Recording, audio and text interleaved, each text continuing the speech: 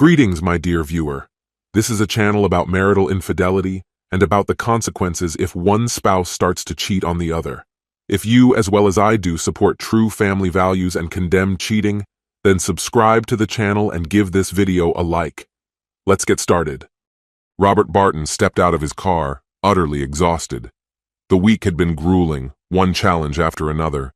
But even as the demands of work drained him, his thoughts remained fixed on the unrest at home. His wife, Patricia, had been pulling away from him. Who was he fooling? Her emotional distance had been growing for over a year. It all started when she transitioned from her desk job to a more prominent role as the administrative assistant to her company's president. Robert and Patricia had been together for 8 years, and for Robert, at least, nearly 7 of those had been fulfilling. They had married soon after he completed his MBA. The only lingering issue in their relationship had been Patricia's persistent reluctance to have children. Despite that, Robert never let it come between them. Even if she had sworn off motherhood entirely, he would have accepted it because his love for her had always been unconditional. He worked as a vice president at a mid-sized cybersecurity firm. Leaving his position at G4S, a major security corporation, he co-founded Cybertel Security. Over 5 years, he had secured valuable government contracts and built partnerships with some of the country's largest companies. Currently, the company was overwhelmed, preparing for expansion. With 7 new contracts in the pipeline, they planned to hire 10 additional employees. After earning his MBA and a master's in computer science, Robert had landed a job at G4S. Not long after, he and Patricia had tied the knot.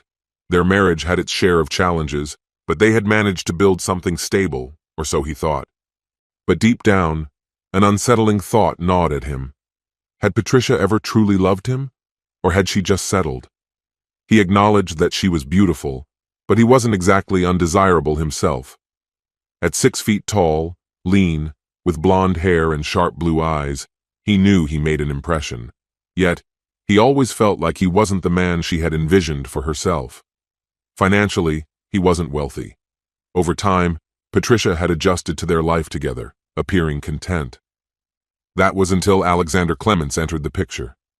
2 years into their marriage, Robert had taken a bold step by joining Cybertel, a decision Patricia had strongly opposed. Initially, it had been a source of friction, but once she saw that their lifestyle remained unchanged, she let it go. They had even begun discussing the possibility of starting a family. But all of that shifted about 13 months ago, when Patricia began working for Alexander Clements, the CEO of Macquarie Financial. Macquarie specialized in high-risk investments, generating enormous profits regardless of market conditions. Robert knew hedge funds could be incredibly lucrative, but also carried substantial risk.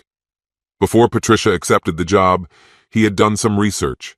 Hedge funds thrived on aggressive investment strategies designed for massive gains, while maintaining contingency plans for downturns. With the economy thriving, most investments were flourishing. What intrigued Robert was that Macquarie employed as many scientists and analysts as brokers, crafting intricate financial models to maximize profits while minimizing exposure. The firm had built an impeccable reputation, which reassured him that Patricia was working for a legitimate powerhouse. Alexander Clements, a seasoned corporate executive in his early 50s, had climbed the ranks with an almost surgical precision. Robert had met him once at a networking event. The man carried himself with unwavering confidence, bordering on arrogance, but his charisma was undeniable. What unsettled Robert was the way Patricia behaved around him. There was a familiarity between them that didn't sit right. When Robert confronted her, she merely laughed, brushing off his concerns. She reminded him that Alexander was more than 20 years older than her. Even so, Robert couldn't shake the feeling that something was wrong. As months passed, Patricia's detachment became impossible to ignore.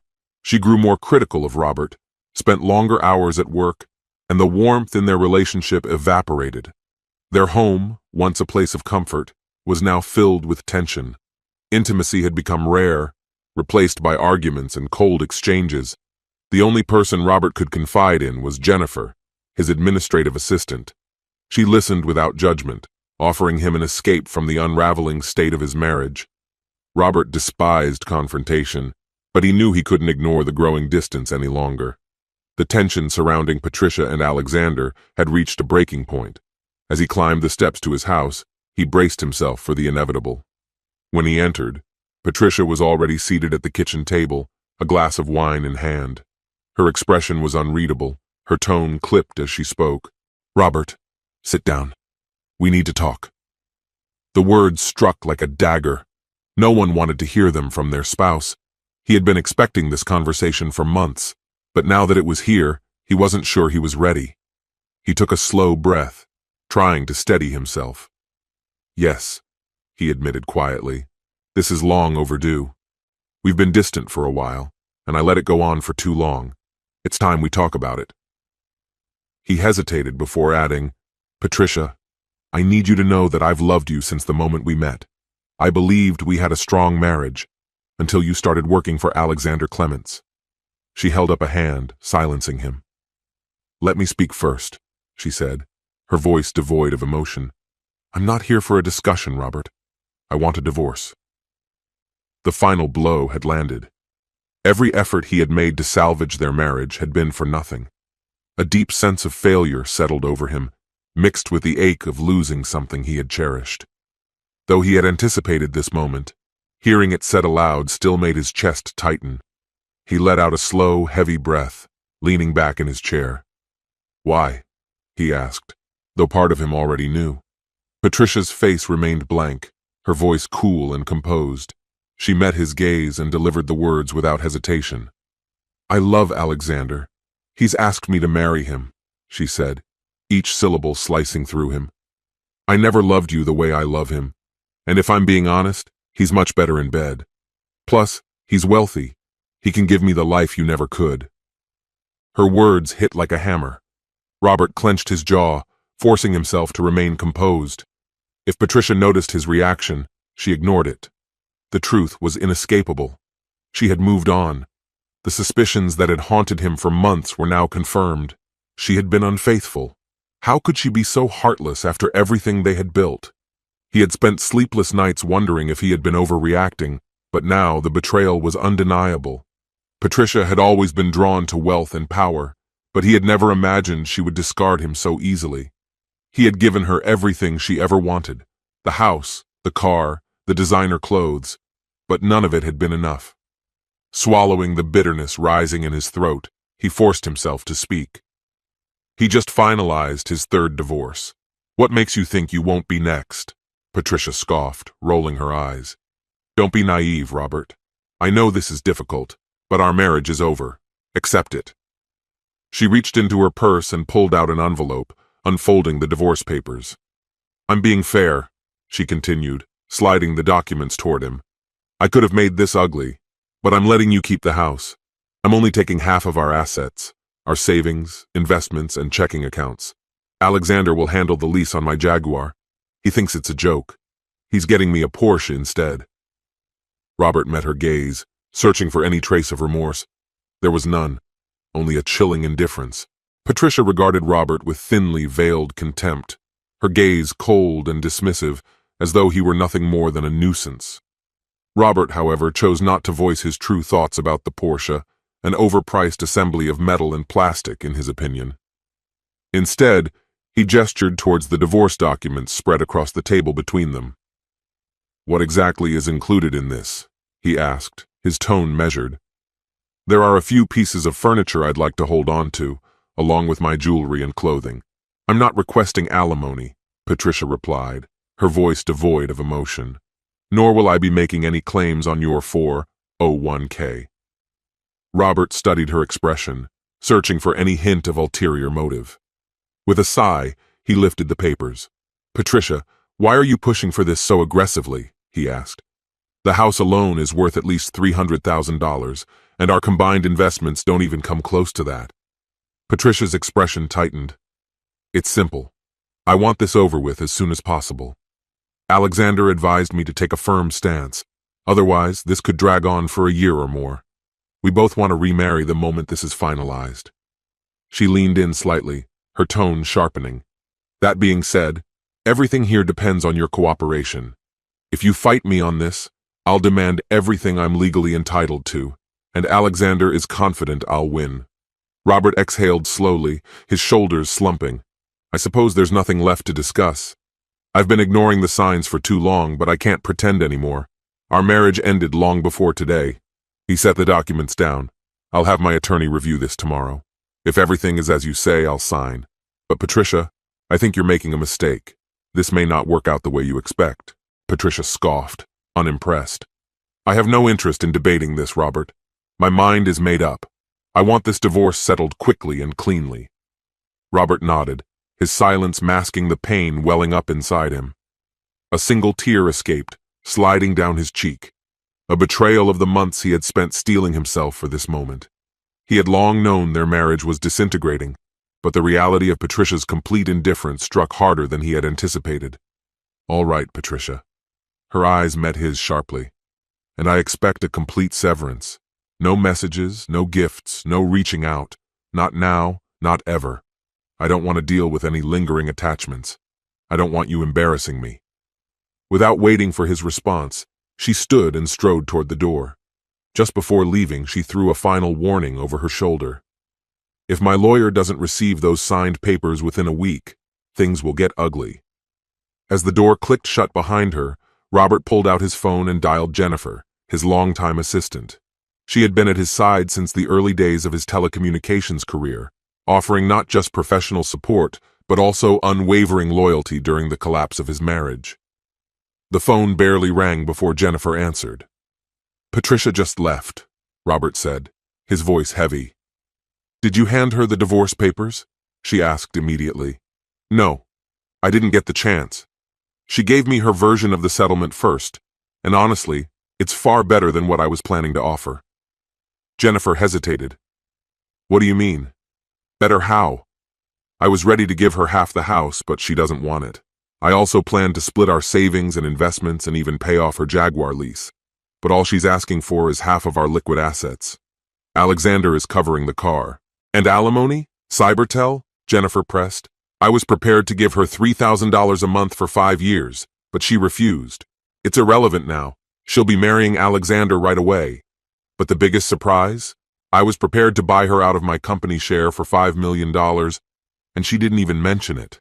She never really paid attention when I left G4S to build Telco. Once she realized her lifestyle wasn't changing, she stopped caring. Jennifer frowned. So why is she being so generous? According to her, it's Alexander's doing. He wants a quick divorce so they can move on. Jennifer exhaled in relief, then let out a quiet laugh. Robert, you have no idea how happy this makes me. This means we can be married before our baby arrives. A year after the divorce, Patricia sat in the country club's lounge, waiting for Alexander, when Robert unexpectedly walked through the entrance. Their eyes met briefly, and he offered a polite smile. Hello, Patricia. How have you been? She stiffened. What are you doing here? She demanded. I told you after the divorce to stay out of my life. Before Robert could respond, the club doors swung open, and Alexander strode inside. His gaze immediately darkened upon seeing Robert. Mr. Barton, this is a private club. You need to leave. You're not welcome here. Before Robert could reply, the club secretary approached, beaming. Mr. Barton, welcome to Toscana Country Club. Here are your membership cards, stock certificate, club rules, and a schedule of upcoming events. There's a live band playing this Friday if you'd like to attend. Let us know if you need anything. Turning toward Patricia and Alexander, the secretary continued, Mr. and Mrs. Clements, allow me to introduce Robert Barton. He and his family are our newest members. Alexander's face turned a deep shade of purple, while Patricia's mouth fell open in stunned silence.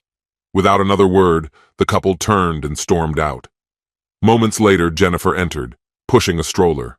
Robert stepped forward to hold the door for her, pressing a loving kiss to her lips before glancing at their son. Then, with a grin, he turned back to the secretary. I think we're going to like it here. 4 years later, Robert and Jennifer attended another club event, seated at a table with friends. Jennifer had arranged a babysitter and reserved a suite at the nearby Harrington Hotel, promising Robert a night free of interruptions. Leaning into him with a smile, she whispered, Isn't that Patricia? Robert followed her gaze, barely recognizing the woman he had once been married to. She was thinner, almost gaunt, and looked significantly older. Though still striking, she no longer carried the same presence. She's lost so much weight. Do you think she's been ill? He mused. Jennifer shook her head. Not sick, just struggling. That man next to her is her new husband, Larry Lattimore. Robert frowned. What happened to Alexander? Did he leave her? Jennifer smirked. Oh no, it was far worse than that. He never got the opportunity to throw her out. His life came to an abrupt end when he succumbed to a fatal heart attack in bed with his latest administrative assistant. The incident occurred just 2 days before what would have been their 5th wedding anniversary. How did I not know about this? Robert asked, his voice tinged with disbelief.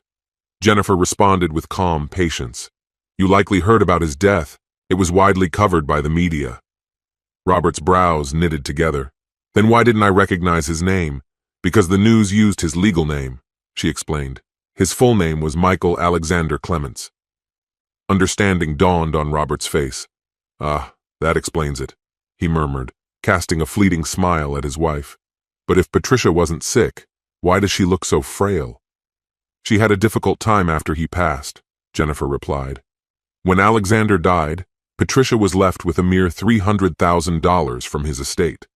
The bulk of his fortune had been allocated to his children from his first marriage and several charitable organizations. The prenuptial agreement she had signed prior to their wedding determined her financial fate. If their marriage ended before reaching the 5-year milestone, she would receive only $50,000 for each year they had been together. Had she lasted just a little longer, she would have walked away with no less than $3 million and their lavish beachfront condo. Robert exhaled sharply.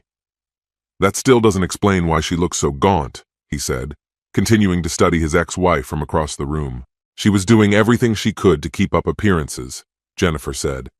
You know how expensive it is to live in this neighborhood and maintain a membership at the country club. It didn't take long for her to exhaust what little she had. When the money dried up, so did her so-called friends. At one point, she was surviving on food stamps and living in a dilapidated apartment in a rough part of Alhambra. But she's remarried now? Robert asked. Yes, to Larry. They bought a house right on the golf course, Jennifer confirmed. Larry? What's his profession? He's a partner at an accounting firm. He does well, but he's not in the same league as Alexander, she said with a slight shrug. Robert's gaze returned to Patricia, watching as she glided across the dance floor. As their eyes met, she offered him a soft smile before rising from her seat. A sudden wave of unease gripped him. I think she's heading this way, he murmured to Jennifer, his voice carrying a hint of apprehension. My friend, and this is the end of the story. If you liked this story, then put your royal like and subscribe to the channel. May the force be with you. Greetings, my dear viewer. This is a channel about marital infidelity and about the consequences if one spouse starts to cheat on the other.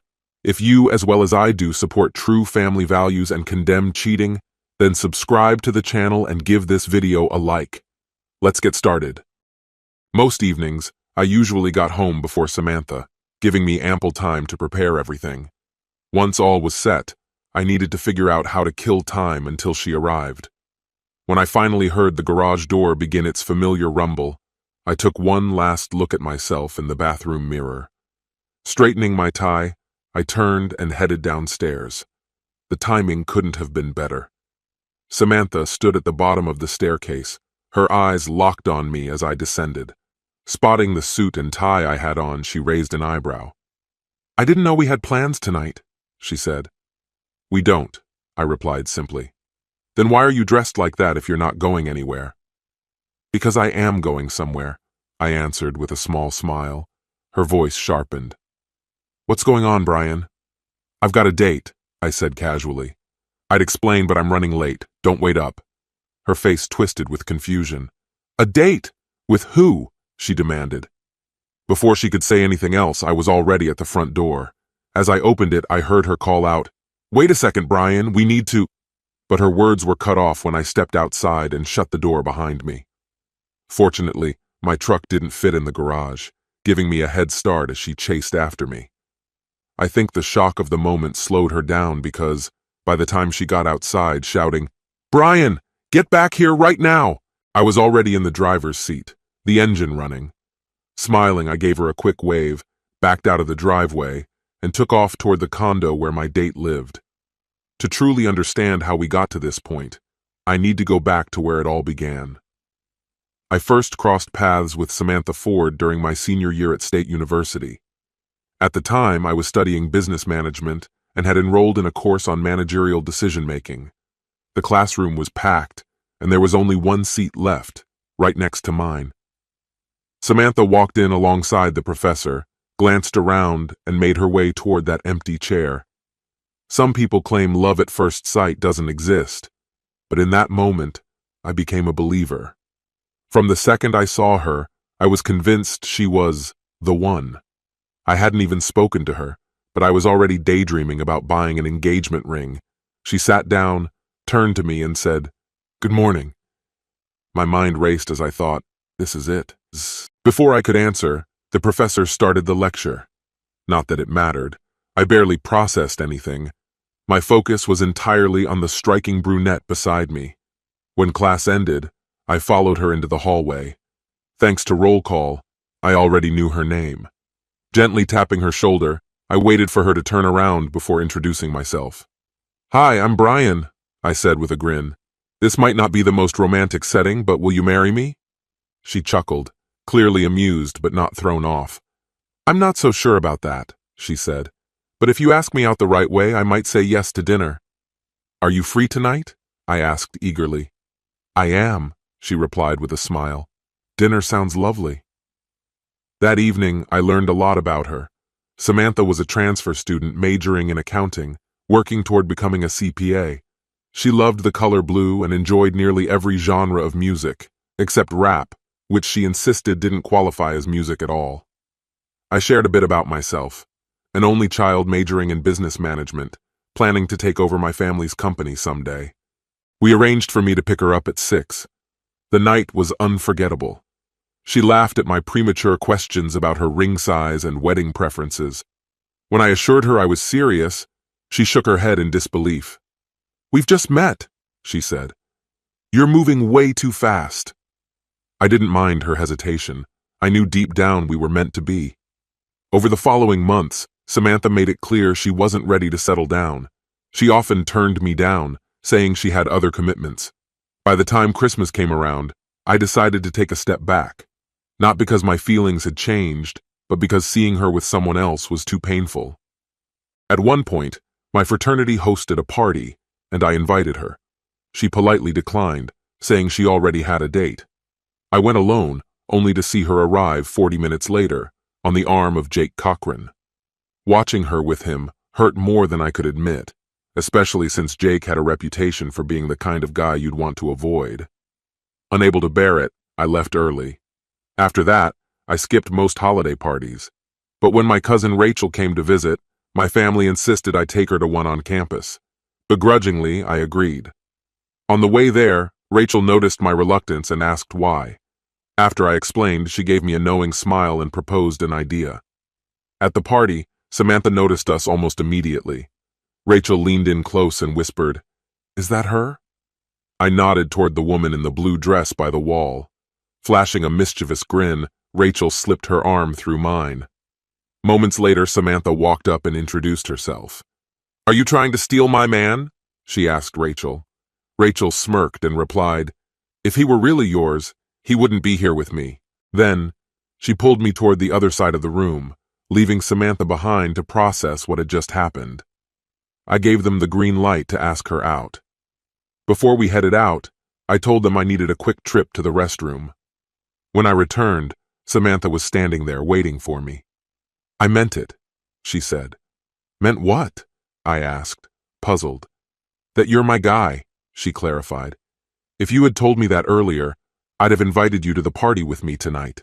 "Why didn't you?" she asked, a hint of frustration in her voice. "Because the last few times I asked you to go out, you had other plans. After being turned down 3 times, I figured I'd stop trying." "Sorry, but I need to find my date," I said before walking away. On the drive home, Rachel, my date for the evening, broke the silence. "Your fraternity brothers are seriously disloyal." "What makes you say that?" I asked, glancing at her. "Even though I was clearly there with you, they kept hitting on me." "They're not being disloyal," I explained. They know I'm hung up on someone else. They asked if there was anything between us, and when I said no, they wanted to see if they had a chance. I told them it was fine. You could have given me a heads up, she replied. There were a couple of them I might have said yes to. Hearing that, I made a sudden U-turn. Rachel looked at me, startled. What are you doing? Heading back to the party to see if those guys are still around, I said plainly. When we returned, I left Rachel to mingle and went to the game room to shoot some pool. Eventually, she came downstairs and said she was ready to leave, so we headed home. One of those guys, Ed Catron, later ended up marrying her. The next morning, Samantha called and asked me to meet her for lunch at the countryside pub. Curiosity got the better of me, so I agreed. When I arrived, she was already seated. Before I could say anything, she spoke. I've figured out what I want for Christmas, she said. And what's that? I asked. An engagement ring. Remember when you asked me my ring size? I don't remember it, she admitted. But we can go to Zariel's and find out after lunch. Not to question this sudden interest. But what's brought on the change of heart? I asked. I've dated enough to know what's out there, and you're the best I've found, she explained. Plus that little stunt with your cousin made me realize I could lose you. Wait, how do you know Rachel's my cousin? She told me, Samantha said. She came up to me when I looked upset and assured me she was family, not competition. I clarified everything to Samantha, explaining how I hadn't even wanted to attend the party but had been persuaded. Regardless, she was right. It had worked. 6 weeks after graduation, Samantha and I were married. She still had a year left in college, so I suggested waiting, but she was determined to get married right away. I wanted something small and simple, but our families insisted on a grand wedding. The next 8 years were some of the best of my life. Samantha and I were as close as newlyweds, but then Tyler Scott entered the picture. Tyler transferred to Samantha's office from Cleveland and decided she was the woman he wanted. He started pursuing her, and whether it was the 8-year itch or something else, she began to reciprocate. It started with casual lunches and eventually led to drinks after work. What Samantha didn't realize was that Hal Thomas, a former classmate of mine, worked in the same office. She wasn't discreet, so Hal noticed her behavior. He called me to share what he'd seen. So far, things hadn't gone beyond lunches, hand-holding, and a few kisses. She always came home on time, and they hadn't left any events together. But Hal's next call changed everything. He overheard them planning a Saturday date that would end in a hotel room. Worse, Samantha intended to come home afterward and tell me she wanted to date Tyler. I decided to act. Leaving work early, I approached Angela Harding from accounting for help. "What's up, Brian?" she asked, surprised. "I need a dinner and dancing partner tonight," I told her. When I explained the situation, Angela was shocked. Despite not liking Samantha, she agreed to help. She understood how serious I was. When I picked Angela up, she looked stunning in a sleek black dress. She caught my gaze and smiled. "Thanks." "For what?" I asked. "For the compliment you didn't say out loud," she teased. We went to Duke's Steakhouse for dinner and then to Granada Hall for dancing. I chose those spots knowing Samantha's friends worked there, and word would spread quickly. During the slow dances, Angela leaned into me, enjoying the attention and ensuring Samantha would hear about it. Despite Angela's clear intentions, I had no plans to take things further. After the night ended, I walked her to her door. She kissed me and invited me in, but I declined. "That's not what tonight was about," I said. "Thank you for helping me." I kissed her cheek and left. Instead of going home, I went to a Waffle House, had coffee, and read the paper until 4 a.m. When I got home, Samantha was awake, sitting on the couch. I smiled at her and walked past without saying a word, heading straight to bed. Moments later, she followed me into the room. "I can smell her perfume," she said. "Who was she?" "You already know," I replied. "2 of my friends called, but they didn't know her name," she said, waiting for an answer. It was Angela Harding. That disgusting woman? You wrecked our marriage over her? I sighed. "Let me ask you something. How did you feel when I left tonight? Did you wonder why you weren't enough for me? Did you question if you'd done something wrong?" Her anger was palpable, but she didn't respond immediately, Finally, she exploded. How could you? 8 years. 8 whole years that I had believed were some of the best of my life. Yet you threw it all away for the sake of some meaningless fling. I looked her square in the eyes and said, "Go ahead. Don't stop now. You're on a roll." My words dripped with sarcasm. "Are you serious, Lee? Do you think this is funny?" she snapped, disbelief coloring her voice. A sly smirk crept across my face. "Well, if you think about it, there's a certain irony in all this. Let me get this straight. You're furious with me for seeing another woman. So furious, in fact, that you're considering divorce. Is that about right?" She shook her head, her expression a mix of confusion and exasperation, as though she couldn't believe what she was hearing. "And another thing," I continued. "Why are you so quick to label Angie an adulteress? What exactly do you call a woman who goes out with a married man?" Her reply was swift and sharp. "Oh, is that how you're spinning this? Then tell me, what would you call a married woman who's seeing someone other than her husband?" "By your own reasoning," I said, my tone cutting, "that would make her an adulteress too. Thanks for pointing that out." Her face twisted with anger. "You're unbelievable. Are you seriously calling me an adulteress?" "Just stating the facts," I replied. "You're a married woman, and you've been spending time with Tyler Scott, haven't you?" The color drained from her face, her mind clearly racing as she tried to gauge just how much I knew. I leaned back in my chair, letting a wry smile tug at my lips. "Here's something for you to think about. Do you remember how you felt last night when I walked out of the room? Replay that moment in your mind, but from my perspective. That's exactly what you were planning to put me through with your plans to meet Scott tonight." I didn't give her the chance to respond. And let's be honest here. We both know where this so-called date was headed. A cheap motel, right? But you made one big mistake. What on earth made you think I'd just lie down and let this happen? Have I ever given you any reason to believe I'd tolerate something like that? I stood up and looked down at her.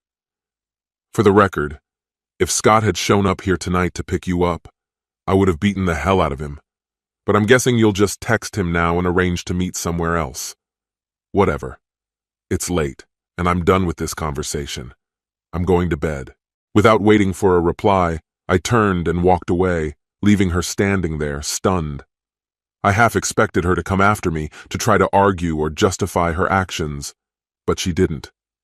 The next morning, when I came downstairs, I found her asleep on the couch. Why she had chosen the couch instead of our bed, I didn't bother asking. I quietly made a pot of coffee, poured myself a cup, and stepped out onto the patio. As I sipped the hot brew, my mind churned with possibilities. Divorce? Perhaps, but that would be a last resort. As much as it pained me to admit it, I still loved her. Despite everything, I couldn't deny that fact. However, love alone wouldn't be enough, not if she had already crossed a line with Scott. Thankfully, based on what I'd learned from Hal, she hadn't gone that far. Yet. Ultimately, I realized the decision wasn't mine alone. It came down to Samantha. If she wasn't willing to fight for our marriage, there would be nothing left to save. And if she went through with that date, it would be over. End of story. I had been sitting outside for about 10 minutes when she joined me, her own coffee in hand. She sat across from me, took a sip, and broke the silence. "What would you like for dinner tonight?" "I'm not really in the mood for a home-cooked meal," I said, keeping my eyes on the horizon. "I'll probably grab something while I'm out." She shook her head gently. "No, I'm asking what you want me to make for dinner." I looked at her, raising an eyebrow. "I thought you had plans tonight." "Not anymore," she said softly. Her words caught me off guard. I studied her face as she went on. "This morning I realized how close I was to destroying something incredible. Our marriage, my life with an amazing man. For what? A meaningless fling with someone who doesn't even come close to you. There's no excuse for what I did. I let his compliments go to my head. Somewhere along the way, I stopped valuing the same kind of affection from you because I convinced myself you only said those things out of obligation. But when it came from someone else, it felt like validation, proof that I was still desirable." She paused, her eyes glistening with unshed tears. "The truth is, the furthest it ever went was a few kisses and holding hands. That's all. But now, Because of my stupidity, I've got to work harder than ever to prove to you that I've come to my senses. I stared at her for what felt like an eternity. Finally, I said, I'm not saying it's impossible, but it's not going to be easy. Then I'll start right now, she said, her voice steady and determined. How about we go inside and work up an appetite before I take you out for breakfast? A faint smile tugged at my lips as I stood to follow her. Maybe, just maybe, there was still a chance for us to rebuild. After all, it seemed like she truly wanted to try. My friend, and this is the end of the story. If you liked this story, then put your royal like and subscribe to the channel. May the force be with you.